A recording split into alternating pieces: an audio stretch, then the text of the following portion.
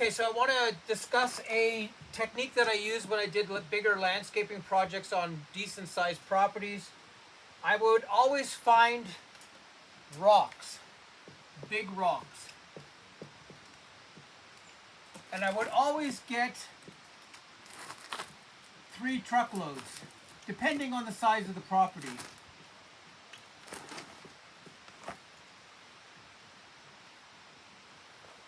So 3 truckloads of rocks.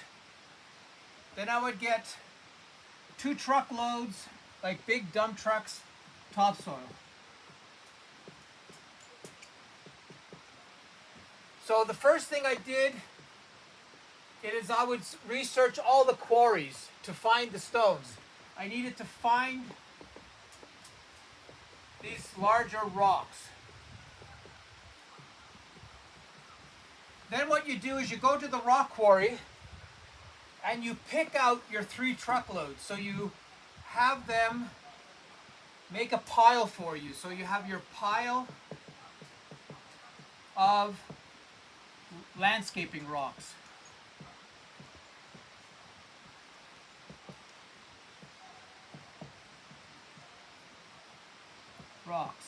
So what I would do is I'd have these 5 loads delivered to the property.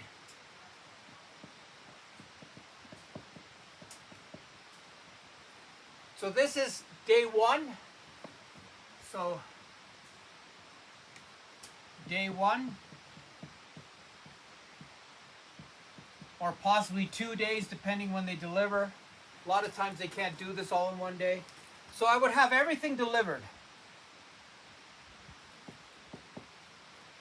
So I have these big piles of rocks and topsoil on the property. The second day, I would have a backhoe or bobcat operator, so machinery,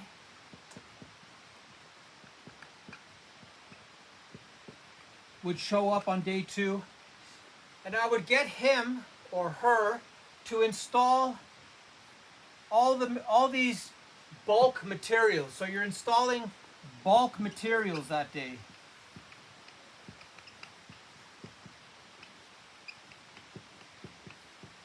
So this person and myself, or a landscape designer, whoever I have there, we would get all those rocks installed and all the topsoil installed. We wouldn't create any beds. We would just basically create the spaces and lay everything out really quickly.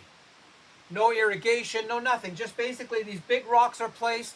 I put topsoil on top of it, so I don't have to dig into the grass, the subdivision crappy soil. I just put good soil on top of it, so I'd raise the landscape. Now what was happening is, before I do the rock placement, you need to study something called Japanese rock placement techniques. And what that means is you have numbers, like 3 rocks go together, never 2 or never 1. So there's these feng shui rules almost, how to place rocks really effectively and really beautifully. So study that first before the rocks get placed, so you know exactly how to do it. It makes a huge difference if you understand rock placement. It's an art form, but it's also not that hard. It's not really rocket science. It's just with numbers, 4, 3, 2, whatever those numbers are. Study that really well. Japanese rock placement.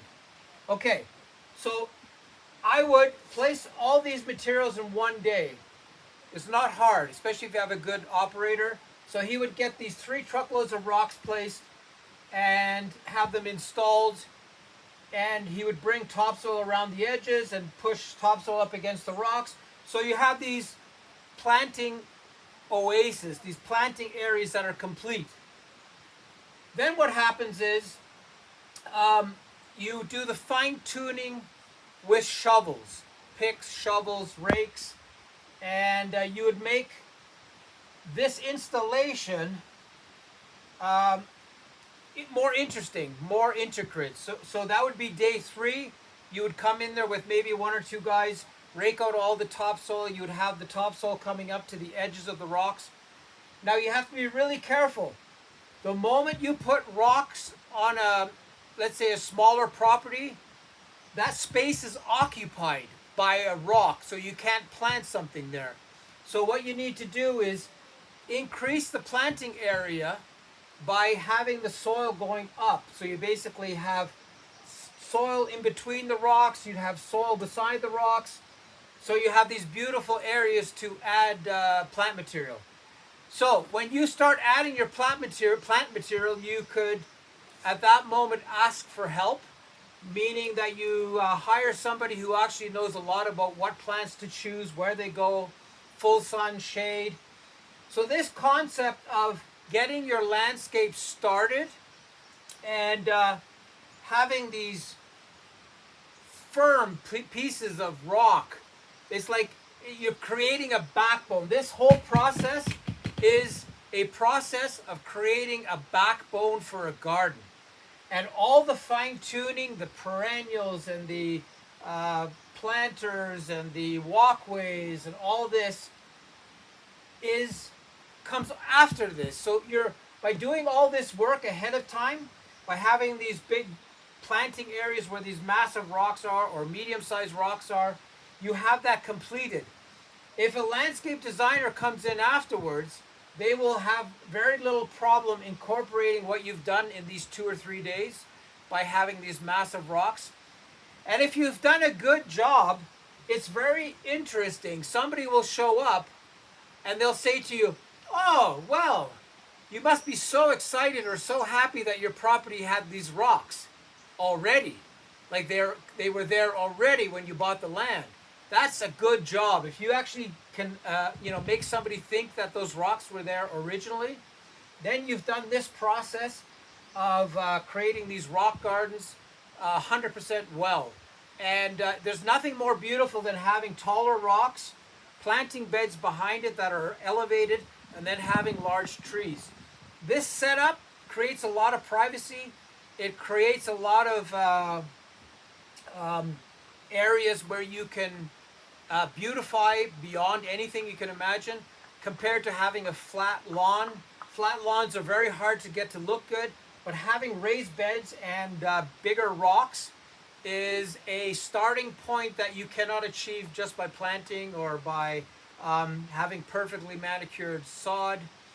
And this will set you forward incredible amounts. So remember this: find the quarry, stay there the day, pick the rocks you want, get them to make a pile for you, get them delivered, have the topsoil on site so you can push the topsoil in place, grade it, make these beds. And this elevation, this elevating of your property, respecting drainage and all that, this elevating of your property will set the landscape process way ahead. So that's the idea of creating rock gardens before you do anything else. Get this process done, and then you can hire landscapers to actually beautify this hardscape that you've put in place.